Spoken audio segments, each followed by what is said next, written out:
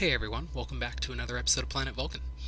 First off, I want to apologize for how long it took to get this video out. My schedule got rather complex lately, and I'm finally getting it figured out. But the good news is I've got another video ready, and I'm hoping to get it back on a more regular schedule. So let's go ahead and get right into it.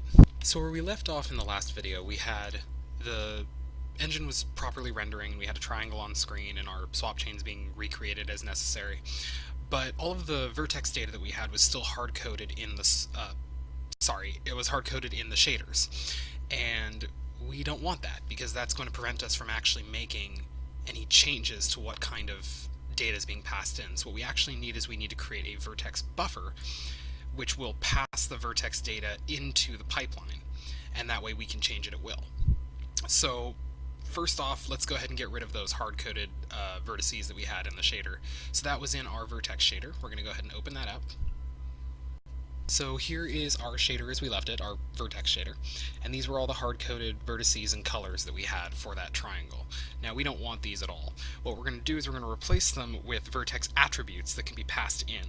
So what we're doing there is we'll just take the positions, let's actually put this above the out variable that we have there. Here we go. Just so it's a little bit better structured. So we're going to have a position in variable, which is we're going to do layout. There we go. Location equals 0. In vec2, and we'll call it in position. There we go. Just a quick recap regarding all the structure there. The layout location equals 0 is an index that allows us to identify which of the variables that we're addressing. That'll be more apparent later on. And then this in keyword right here just indicates that this is a in variable. So it's data's gonna be passed in from the code into this variable. So we'll see that in a second. We're also gonna make another one for the color. So layout, and this one needs to be location 1 so that they're held at different indices. It'll be an in, it's a vec3, it doesn't need to be capitalized. There we go, vec3 in color. Alright, and we already have our frag color out and our GL positions, so those are already good to go. We also need to modify the main a little bit. So down here where it's GL position, vec4, and we have this whole positions array that we had previously, that's not necessary anymore because now we're passing in all that data. So instead, we're just going to take this whole section right here, we're going to replace that with in position. Nice and simple. And then down here, frag color, again, we're not going to index the array because we don't have one. We're just going to do in color. Nice simple changes. Always better that way. So we're going to save that.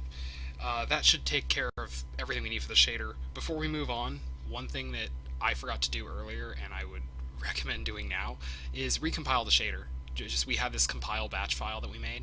Go ahead and do that now, because if you don't recompile it, it's going to look like you fixed everything, but it's still going to behave the way it did previously.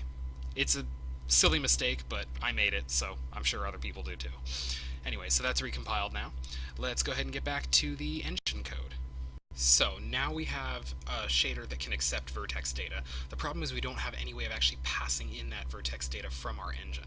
So what we want to do is we want to create a vertex object that can contain all the data for each individual vertex. So right over here, we're just going to go to PV engine. We're going to do add new item.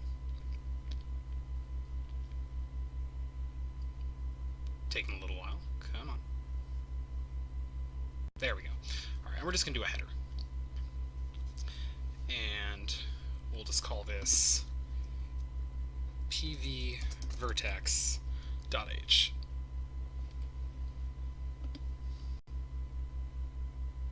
And there it is. Great. Okay, so inside this, once again, before we get too far with it, let's go ahead and wrap it in the Planet Vulkan engine namespace. What had it exactly? PV engine namespace. Just grab one of those. Wonderful. Okay, so we're just going to make this a struct. Vertex do. There we go. And for the data, these are all going to be Vec2s and Vec3, so right now is going to be a great time to use GLM, which hopefully you all included. If not, you could always just make definitions for vectors. And we're just going to do include, and it's glm glm.hpp. Okay, so now we can use those vecs. And we're just going to do a glm vec2, which is our position, and a glm vec3, which is our color. So that's storing the data we need. So now we need to set up how the data is passed to the shader. The first thing we're going to need is a vertex input binding description structure, which is going to hold the data regarding how the vertices are loaded in. So we're going to make a function inside the vertex struct that's going to handle this, just static. It's going to be a vk, oh, k is lowercase, vertex. Oh, you know what? Actually, forget what I said. This isn't going to work because we haven't included Vulkan yet. So let's go ahead and include Vulkan, Vulkan.h. Alright, let's try that again. So static vk vertex input binding description. There we go. We'll just call it get binding description. There we go. Alright. And what we're going to do is we're just going to create a new one in here. It's going to be vk vertex input binding description. Just call it binding description. And we're going to fill it out the same way all of our previous structs were filled out. So binding description, it has a binding component. This is the index of the binding, but since we only have one, the index is going to be 0. Like that. Alright, next up we have the stride. And the stride is the distance from one vertex object to the next in bytes. So we're just going to pass in the size of a vertex. So size of vertex. And last, binding description, and it's the input rate. And this is how quickly it moves from one entry to the next. We want it to move on to the next entry after each vertex. So luckily Vulkan has an enum for this. It's going to be vk, oh, come on, vk vertex input rate. I don't see it there. There we go. vk vertex input rate vertex. That's what we want. We're also going to need a struct to describe how to handle each attribute of the vertex. So in this case, we want to pass it, we have both the position and the color, and we're going to pass that all as one, so we're going to want to pass that as an array. So before we get started, let's go ahead and do include array, and then down here, static std array, and these are going to be vk vertex input attribute descriptions, and there's 2 of them. We'll just call this get attribute descriptions. There we go. So ultimately what we're going to do here is we're going to create an array of those attribute descriptions. So basically the same thing that we're returning at the top there. So vk vertex input attribute descriptions to, we'll call it attribute descriptions. There we go. And then we're going to fill out the data, which we'll do in a second, and then we return it. Just like so. And actually, I forgot that up here in the get binding description. That's supposed to return the binding description when we're done, so good thing we caught that now. There we go. So let's go ahead and fill this out. So first off, I'm going to split this up. I'm going to comment it. This is going to be the position attributes, and then down here we're going to have the color attributes. It's really not that hard to tell, but I figure this will keep it nice and organized. So, ooh, I don't know what I did there. So, attribute descriptions at index 0. So the first attribute description is going to be for our position, and it has binding, format, location, and offset. So we'll start with binding. We only have one binding. It's this VK vertex input binding description that we made up here. So we're just going to put that at index 0. Both of them are going to actually have that, so here we'll go ahead and fill this one out too. Oh, and this is at index 1. And its binding is also going to be 0. Next up, we have... too many T's. We're going to do the location. And the location is actually what we had in that shader earlier. Let me just reopen it. It's be a little bit easier to see. Vertex shader, not the fragment shader. So if you remember, the position had location 0, and the in-color had location 1. So we just want to make sure we indicate those locations so it knows where this data is being passed. So right here, since this is the position, we're going to put it at location 0. And I'm just going to copy this. Always be careful when you copy and paste. Change the index to 1, and the location is 1, just like in the shader. So that handles that. And then we need the format. So the format describes what type of data is going to be passed into the shader. Now the shader, at least for position, is going to be expecting a vec2, which means that it's going to be two 32-bit floats. And Vulkan has structs set up for these, but they're a little bit odd looking because they use the color channels in them. And these values aren't color channels, so you're just going to have to kind of ignore that part. We'll just start typing it out. It's going to be a VK format R32. Here we go. So if you notice, we're going to want the one that ends with an S float because we're passing in floats. And this one here has R32, G32, B32, and A32. So that's red, green, blue, and alpha. But ultimately all this is saying is that it's passing in 4 32-bit floats. We don't need that many, we only need 2. So we're going to come down a little further. This one right here, it's R32, G32. That's the one that we want. So we're just double click that. Perfect.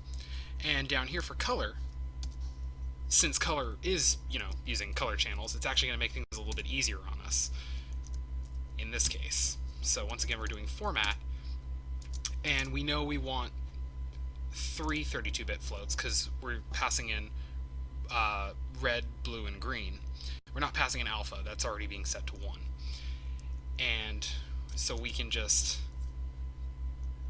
use what they've given us to locate it a little bit more easily. So we just do R32. Where is it? Too far. There it is. R32, G32, B32. So once again, even though it shows the color channels, it's really just saying how many floats are being passed in. So that's all we need there. The last thing we're going to need is the offset. So it's attribute descriptions, 0, offset. Alright. So the offset holds the number of bytes in the vertex data since the start. So the amount that we need to offset it is we can actually just pass in offset of to calculate it. And we're just going to offset it by the size of a vertex and the number, the index of this particular position. So we just pass in the position. Okay, and the same thing is going to be true for the color. It's exactly the same, except once again, if we're copying and pasting, change that to 1. And we're not checking the position, we're checking the color. Like that. So now we've set up all the structures that we need to pass the vertex data. We need to go back into the vertex input info that we filled out in the graphics pipeline that was in our engine code, and modify the count of the binding and attribute descriptions, and then assign the pointers to the proper descriptions. So here, we'll go ahead and do that now. So we need to go back to, here, let's just go ahead and search for vertex input info. There we go. So this was in our create graphics pipeline. And here, let's get rid of this so we can see. If you notice, for vertex input info, we had a binding description count and an attribute description count. Those were both set to 0 because we didn't have anything before. So instead, what we're going to do now is we're going to go ahead and right before those, we're going to get all of our vertex data. So we're going to go ahead and type in, we'll just do auto binding description equals, and we're going to do vertex. Oh, you know what? Actually, forgot it again. We didn't include vertex yet, so I'm just going to go back to the top real quick and just do a include. And it's going to be vertex.h. Sorry, not vertex.h, pvvertex.h. Okay, now let's get back to where we were. Alright, so binding description is going to be vertex and get binding description. And we're also going to do an auto attribute descriptions. Same thing, vertex get attribute descriptions. So now we've grabbed both of those. For the binding description count, we're just going to put 1 because that's all we have. For the attribute description count, since it's an array, we're going to go ahead and just do a attribute descriptions size. And to make sure that all gets passed in properly, we're going to cast that to a uint32. So just put that in parentheses and static cast uint32t. Alright, that should do the trick there. And then we need to pass in references to those structures. So we're just going to go ahead and say there's going to be vertex input info, vertex, it's pvertex binding descriptions. So this is the pointer. And we're just going to pass in a reference to binding description. And same thing for the pvertex attribute descriptions. That's going to be a reference, or actually we just do attribute descriptions data. And that should be all we need. So where we're at now, the graphics pipeline is able to receive vertex data, and we have a way of storing vertex data, but we don't have anywhere for the graphics pipeline to receive that data from. So what we actually need to do is create a vertex buffer. And it's just going to be a region of memory that has been reserved to store the vertex data for the graphics card. So what we're going to do is we're going to make a vertex buffer class. We're just going to do add class. And we're just going to call this, well, here, do add. Okay, and the class name is going to be pv vertex buffer. There we go. Looks good to me. Great. All right, before we forget, let's go ahead and wrap everything in the proper namespace. So we're going to just do, I'm just going to copy it over. I'm being lazy. Don't necessarily follow my example.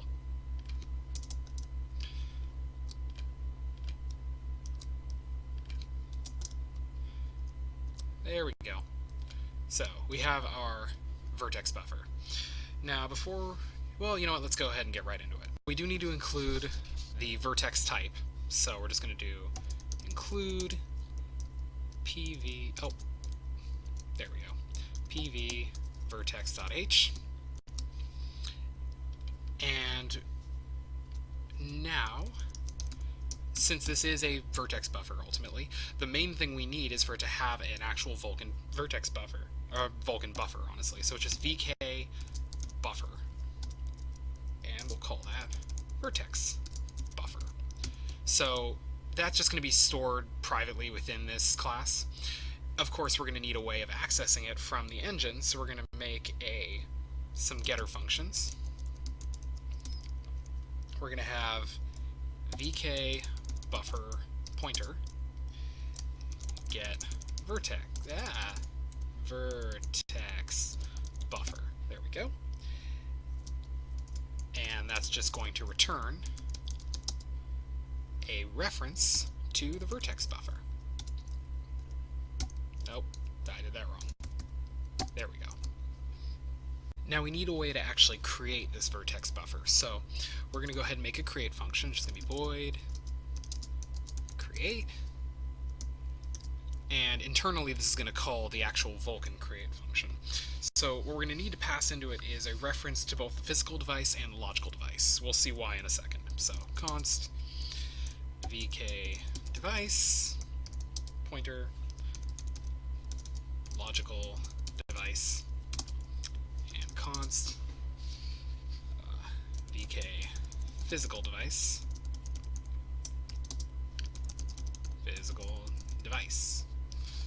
Alright, so that's our create function. We're going to go ahead, grab that, and bring it right over into the CPP.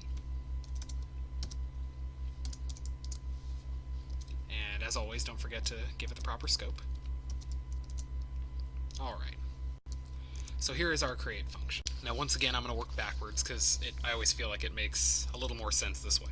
To create a buffer, all we need to do is call vk create buffer, and as always, we're going to wrap that in an if statement, just so we have some sort of feedback on whether or not it worked.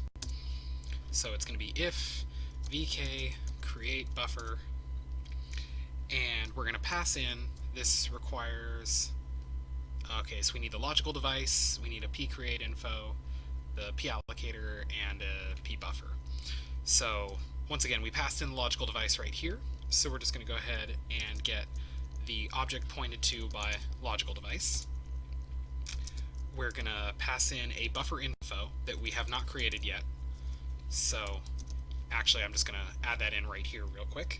It's going to be a vk buffer create info that we called buffer info. And we'll fill out the data for that in a second. We're also going to pass in null pointer for the pallocator like we always do. And then we need a reference to the vertex buffer that we declared in the header file that's going to be filled out by this create function.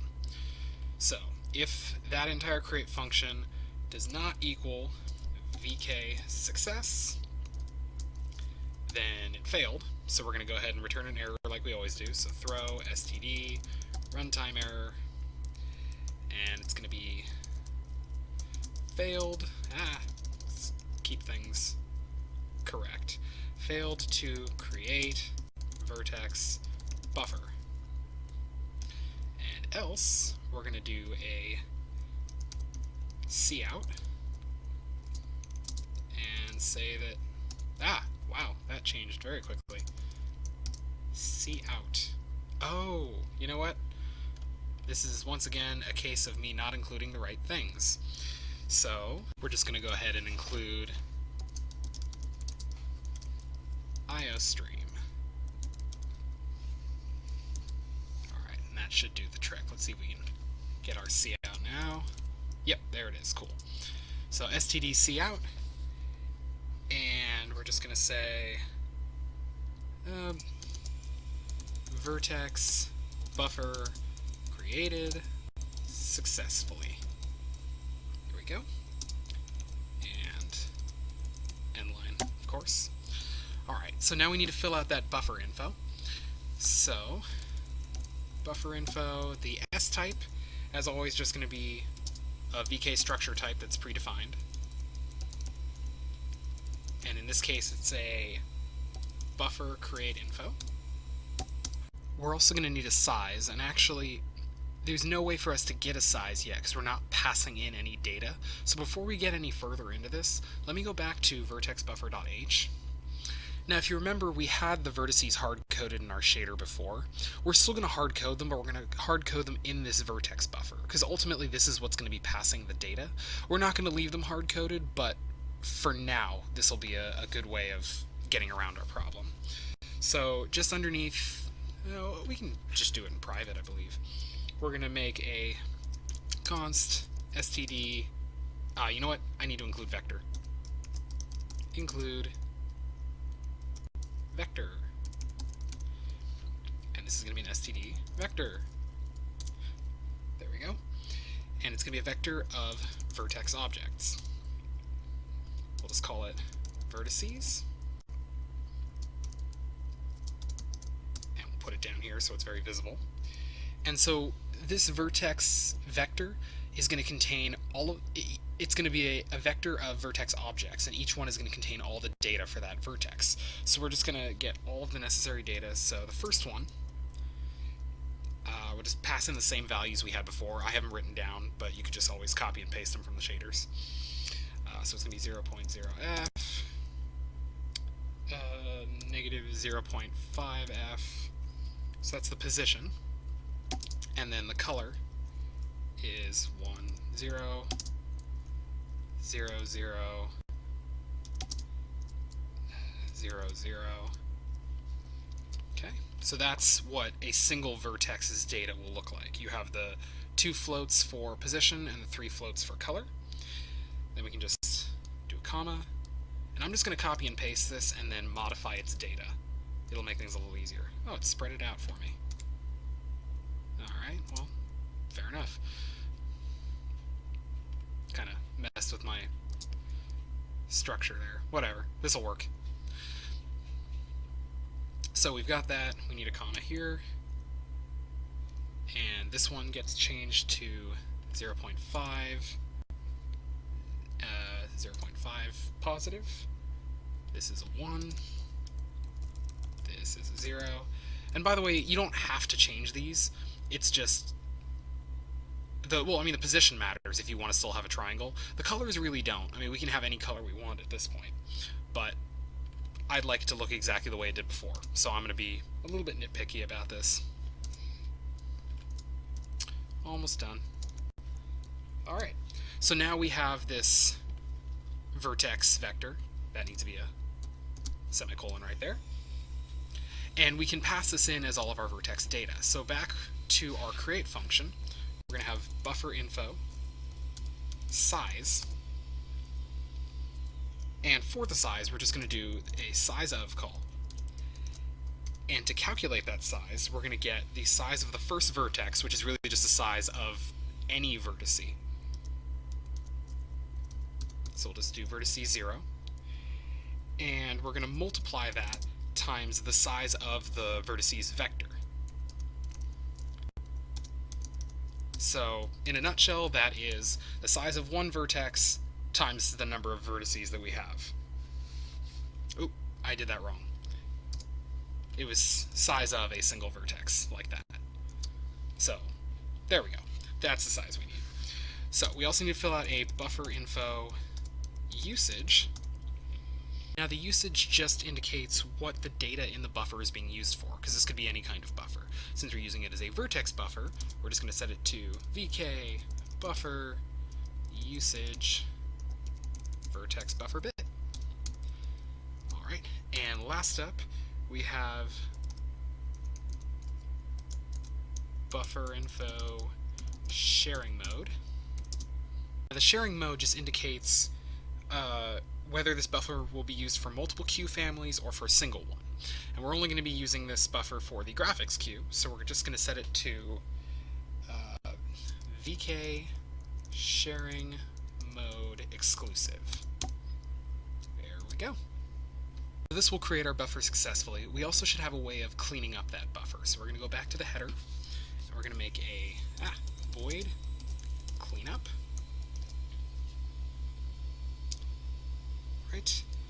And for this one, we're also going to want to pass in that logical device again. So const vk device logical device. We shouldn't need the physical device in there at all. And we're just going to grab that, bring it back over here, just drop that in, proper scope, add the brackets. So in the cleanup, it's pretty straightforward. We really just need to destroy the buffer. So we're going to call vk destroy buffer, like that, and that expects the logical device, the buffer, and a p allocator. So we're just going to go ahead and pass in the object pointed to by logical device, and then we also need the vertex buffer, and as usual, p allocator is null pointer. So that should clean it up successfully. Now before we get too much further with this, let's go ahead and implement the vertex buffer in our actual engine code, just so that once it's finished, everything runs smoothly. So in the header file, first off, we want to actually include that vertex buffer file. So include pv vertex buffer.h. Great. Now we actually need a pointer to the vertex buffer object. So down here, let's see, where did we have our... should have had a... I know it's here. Swap chain. There we go. So we did this with swap chain before. We're going to do the same thing with the vertex buffer now. So I'll put it underneath the command pool. That's roughly where it gets initialized. So we're going to do pv vertex buffer pointer vertex buffer. So this will be the one that the engine has a reference to. We hop over to the CPP, and go back up to the top, and since we are creating a vertex buffer pointer, we are going to need to delete it at some point. So let's go ahead and do that before we forget. Alright, now down here, right underneath create command pool, we're going to have to create our vertex buffer. So we're going to do the same thing we did with the swap chain. We're just going to say vertex buffer equals new pv vertex buffer, and then we're going to call create. So, and we need to pass in a reference to the logical device and a reference to the physical device. Alright, and that should take everything there.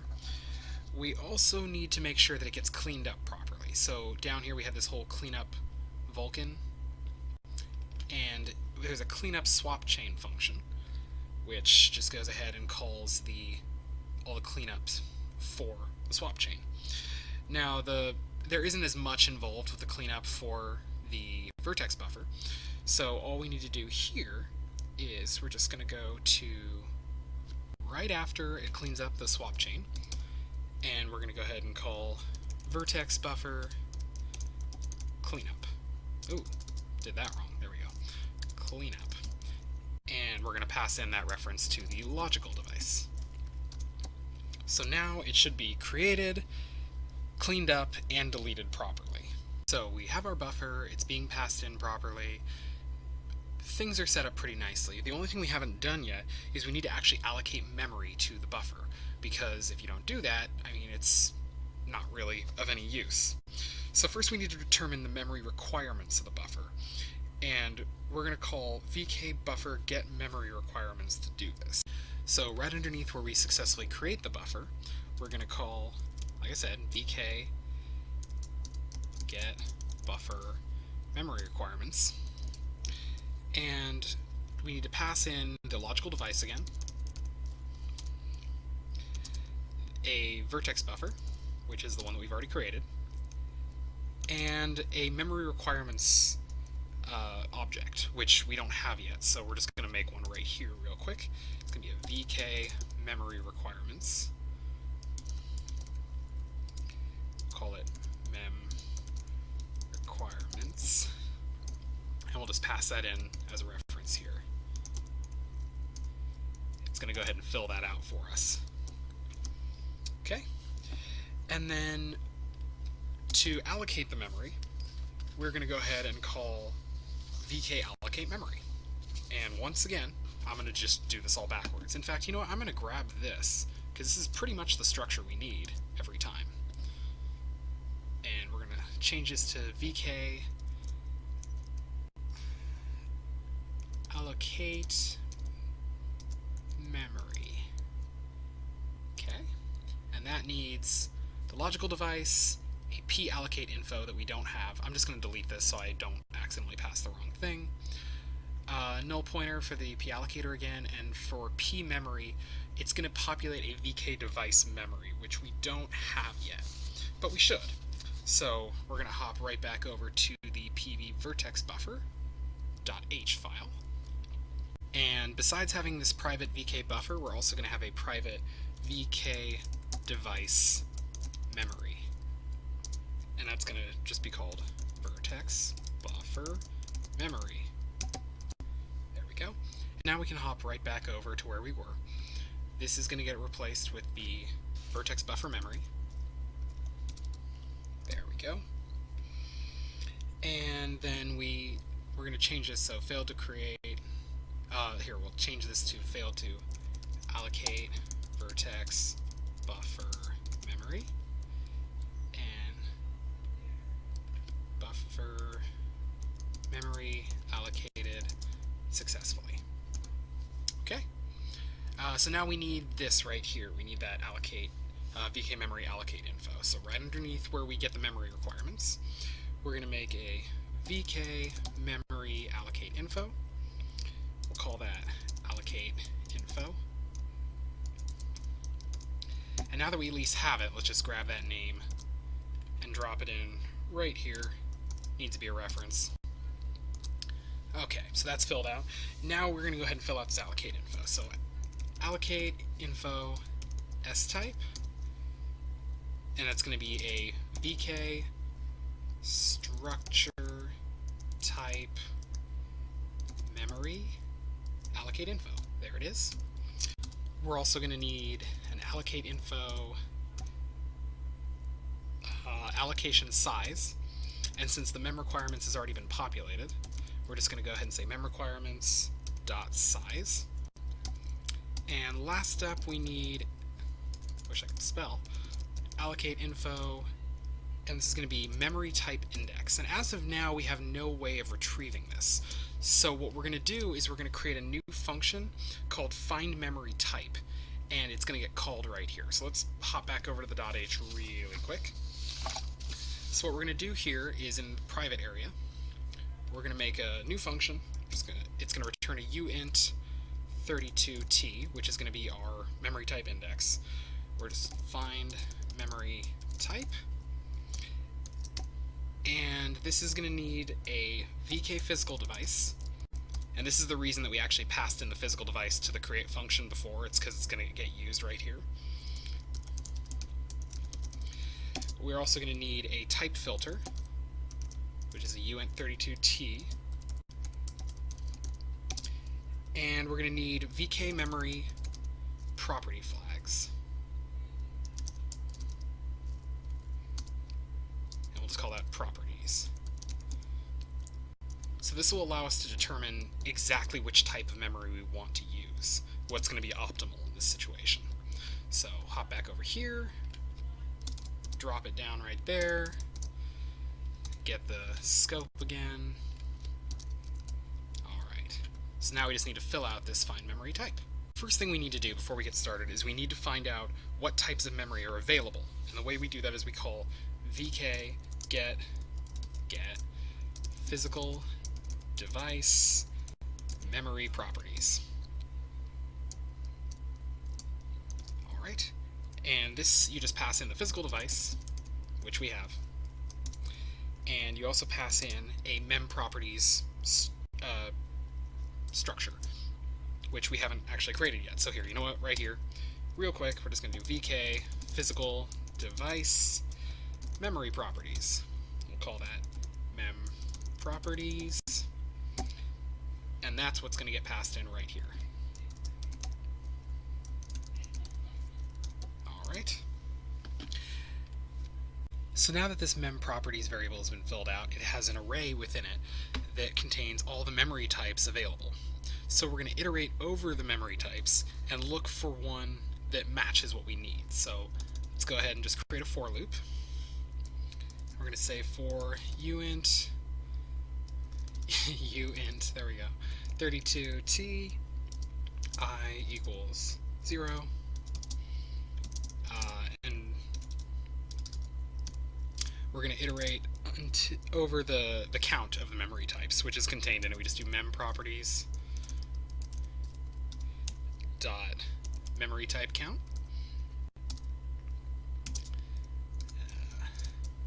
Plus I. Okay, so that'll iterate over all the memory types. And now we want to test whether or not the memory that we're looking at during this iteration is suitable. So what we're going to do is we're going to say if, and there's a particular bit flag, which is type filter. And if type filter is set to 1, then that means this is suitable memory for this particular device. So all we do is just, we're going to do type filter, bitwise and then 1 I. There we go. So that will test to make sure that the memory we have is suitable, but we don't only want to test that, we also want to test whether or not it matches the properties that we passed in. So we're also going to say and then mem properties dot memory types and pass in the current index, and then check that the property flags associated with that. And we're going to do a bitwise and with the properties that were passed in. And if those end up equaling properties, then we know that this particular memory type has the same property flags as the ones that we're looking for. So if that's the case, if it's both suitable and it contains the properties that we want, we just return I.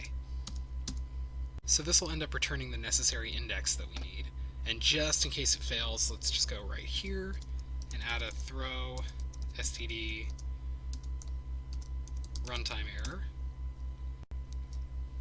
And we'll just indicate to the user that something went wrong. So just failed to find suitable memory type. Alright. So now that we have that, we can go back up to here where it was asking for the memory type index, and we're just going to go ahead and call the find memory type that we just wrote. So we'll just do find memory type, and we just need to pass in the necessary arguments. So we need our physical well, actually, let me check here. Physical device, type filter, property flags. So physical device. And for the type filter, we're going to just do mem requirements. Huh. Doesn't seem to be recognizing mem requirements. There we go. That was weird. Thought it would autocomplete. Anyways, we pass in the memory type bits, and then for the property flags, we're going to pass in vk memory property host visible bit, and we're going to bitwise and that with vk memory property host coherent bit. Let's drop these down to another line so they're visible. And the reason that we pass in those particular flags is for properties is because the visible bit ensures that the memory that we're using is memory that can be written to by the CPU, that's accessible. And then coherent bit makes sure that the mapped memory always matches what was in the allocated memory. So those are both going to be necessary for everything to work properly. So now that we've got this all filled out, vk allocate memory should be successfully allocating memory for us. So all we need to do is we need to bind the buffer to the allocated memory. So the way we do that is we call vk bind buffer memory.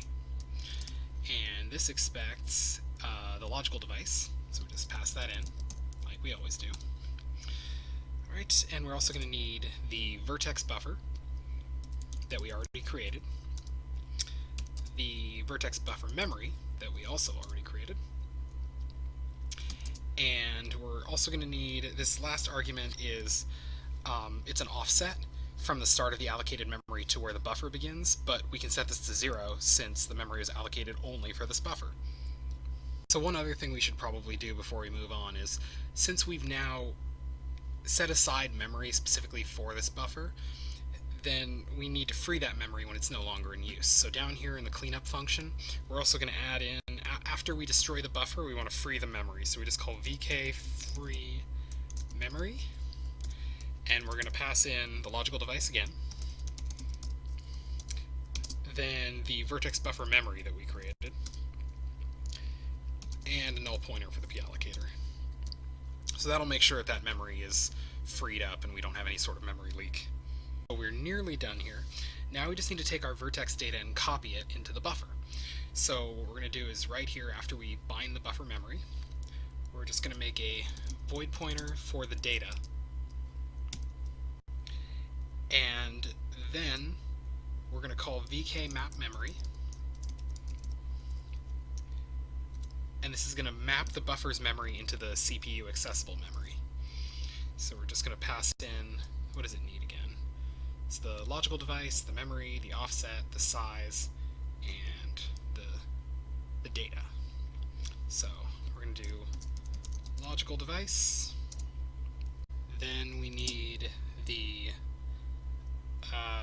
vertex buffer. No, I'm sorry, the vertex buffer memory. There we go. We need the offset, which is going to be 0 in this case. We need the buffer info size for the size of everything. And for the data, oh wait, we're not on the data yet. For the flags, we're just going to do 0. And for the data, we pass in a reference to that data void pointer. So we map the memory. Then we need to just do a memcopy from the, well here, we'll do memcopy. That's one more C than we need.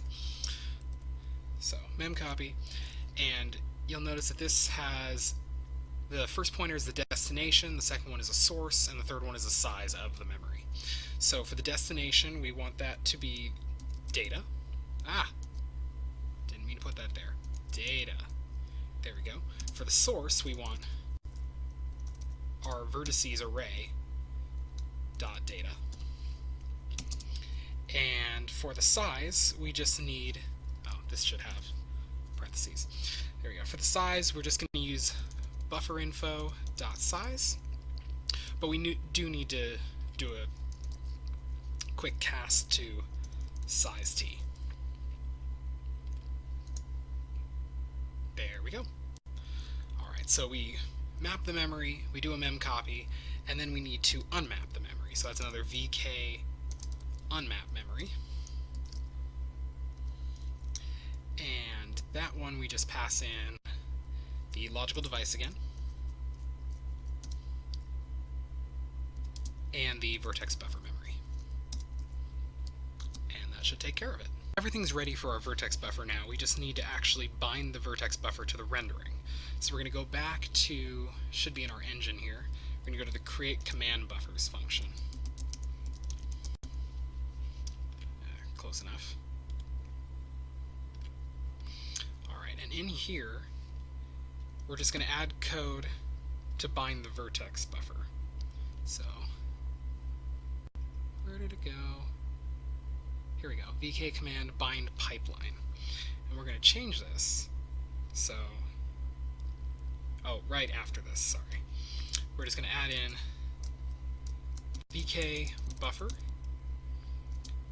vertex buffers, and it passes as an array. We only have the one, but we still need to fill it out in this way. And we're just going to use vertex buffer, and we want it to be the data that's pointed to by the vertex buffer pointer.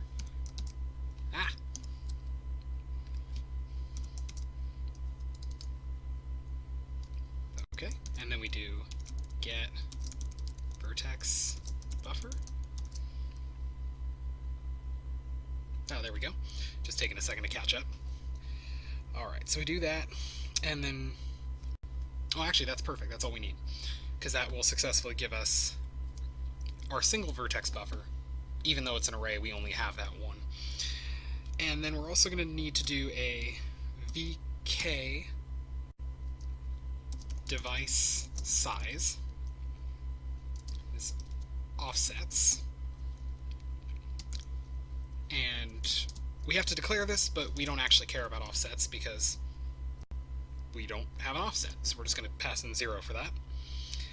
And then we do vk command bind vertex buffers, which we never did before. And we're just going to pass in command buffers I, Then we need the first binding, which is 0. The binding count, which is 1. We pass in the vertex buffer.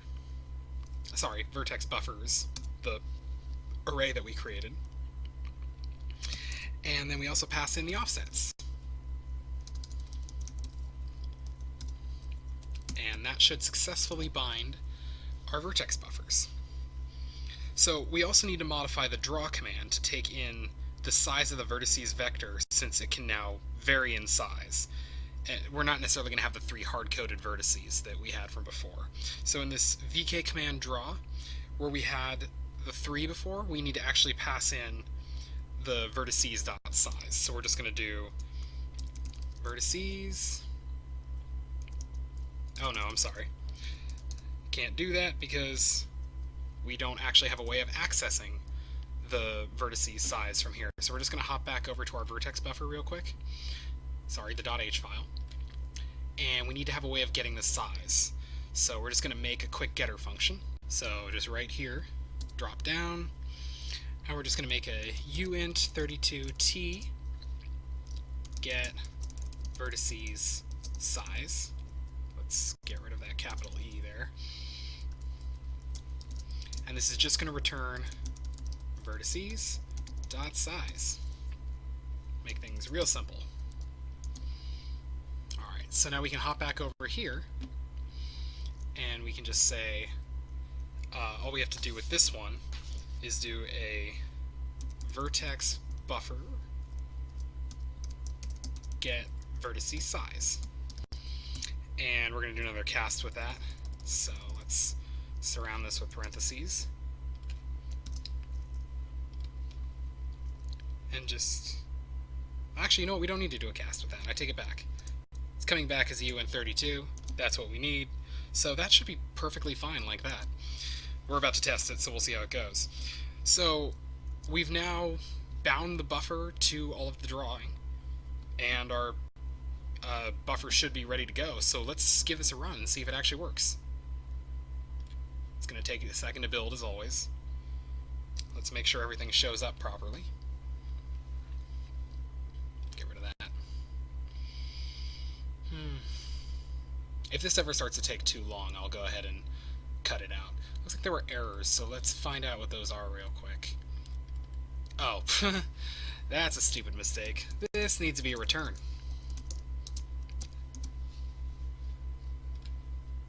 And this is why it's nice to have a compiler that will catch errors for you.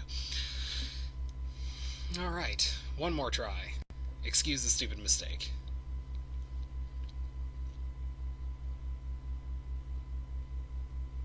Alright, it's launching. So this is looking good so far.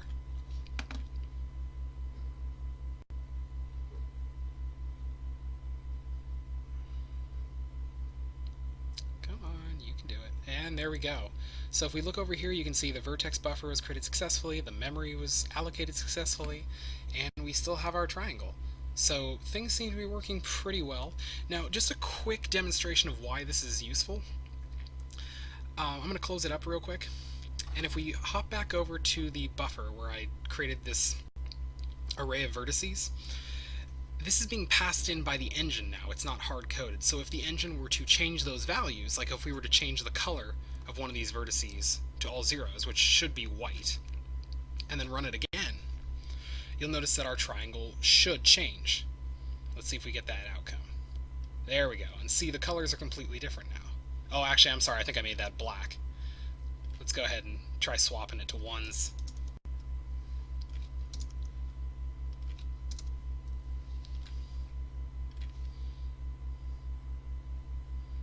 Let's see what we get this time. There we go. That's white. So there you go. We can modify that data at will, and then that will reflect in what's being rendered. And ultimately, that's going to be important once we start loading in models and that sort of thing. And once we start trying to change their positions, we'll be able to modify that data. So that's all for this one. Thanks again for watching, guys. I appreciate anyone who's still watching this series after my roughly 3-month hiatus. In the next episode, we're going to be optimizing how all of this works. We're actually going to create a staging buffer. So thanks for watching, and as always, if you'd like to know when I'm making another video, you can go ahead and subscribe and it will notify you.